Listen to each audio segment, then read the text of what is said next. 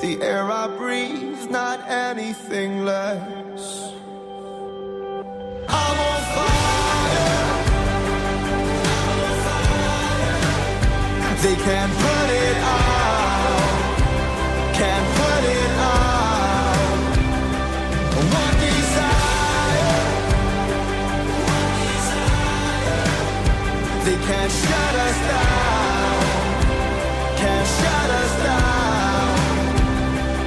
I'm on fire. They can't put it out. Can't put it out.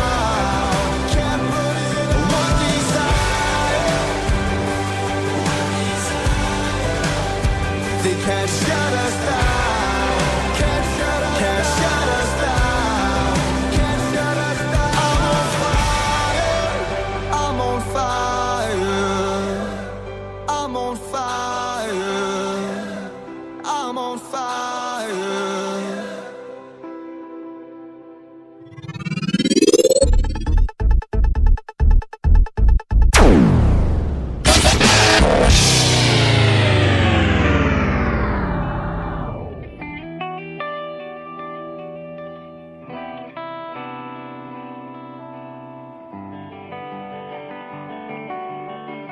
Here's the part where I give my everything.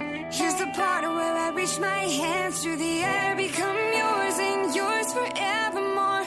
Run to you so that I can answer your call. How I wish I could rearrange the time that I could have known you first in my life. Never have had one moment without you pass me by. Oh no, no looking back. Your eyes have done that for me. They found me just in time. Turn back to the start and straight into your arms.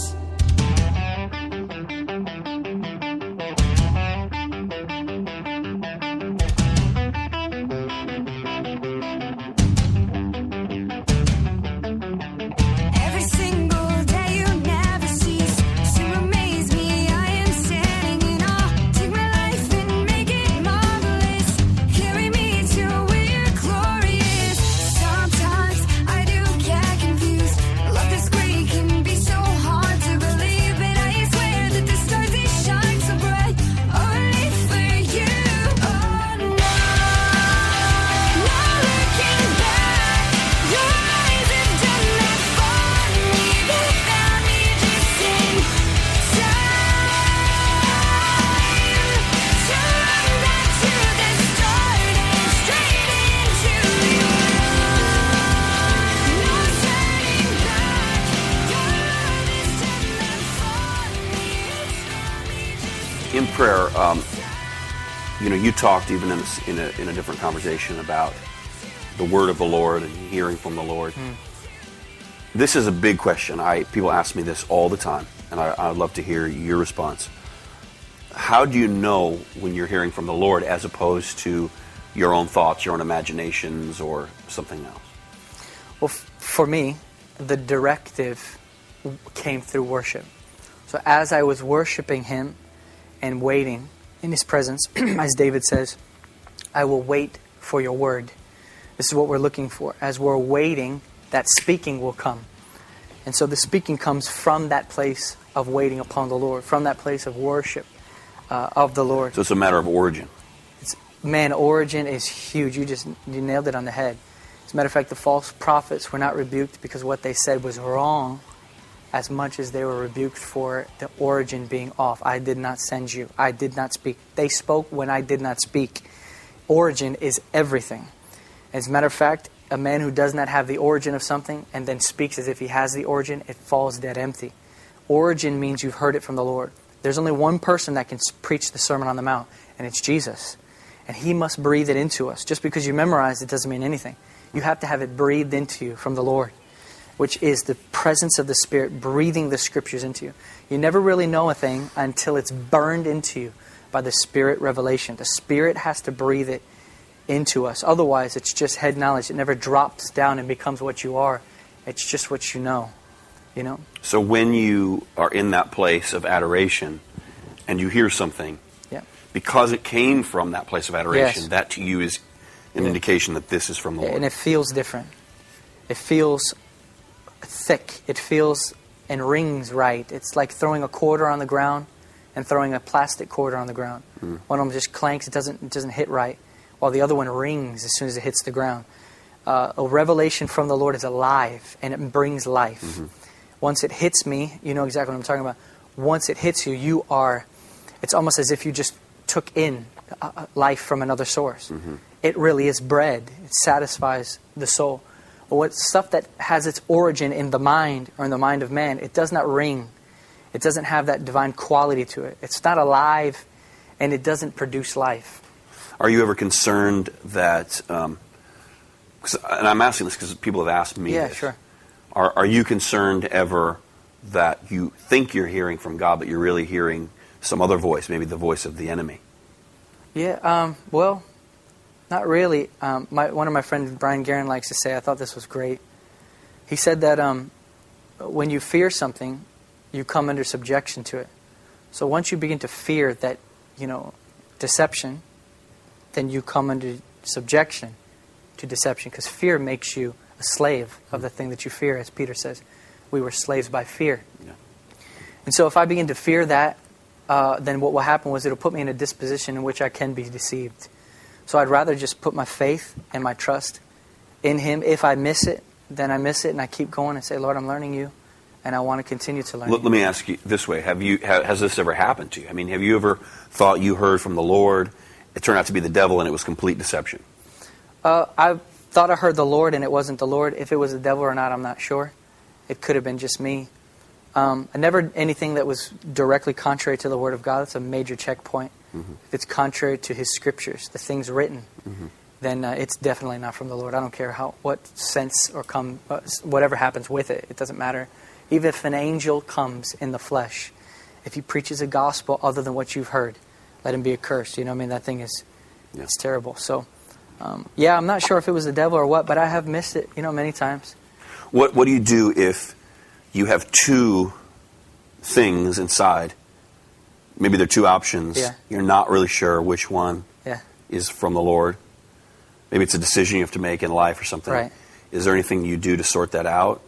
Or what? First thing that I do is back away from it. What do I mean by that? I mean, I get away from it. I will not give my attention to it. And I love what Pastor Bunky said about this. You probably remember it better than I do. He said he prays himself into a state of neutrality where it doesn't matter either way, so that he can hear clearly what is on God's heart instead of what he wants. Do you remember how he said it specifically? Yeah, he said that he neutralizes, by an act of his will, he neutralizes his own opinions and desires. Yeah. And usually then he can see one rise to the surface. Right. So I think that neutralizing is removing your eyes from it. Yeah. It's looking at Jesus and saying, it doesn't matter. I've got this $1 million opportunity over here, or I've got this $10 million opportunity over here. Which one do you want? It's really, Lord, I just look to You. It doesn't matter. It's removing yourself from it. So that's very important, because I think the heart is easily deceived and actually creates idols unto God. And I think herein is another issue, that the unsatisfied heart is an idol factory. It creates idols when it's not satisfied with God. So it's more important that we give ourselves to being satisfied by His sweet presence to find the purity of following Him.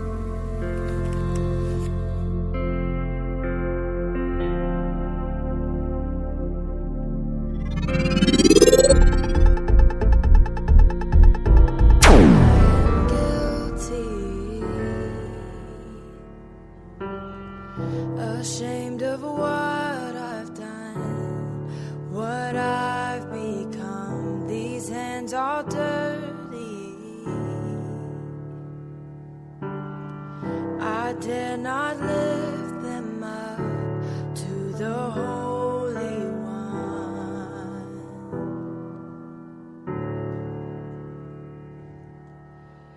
You plead my cause, you right my wrong.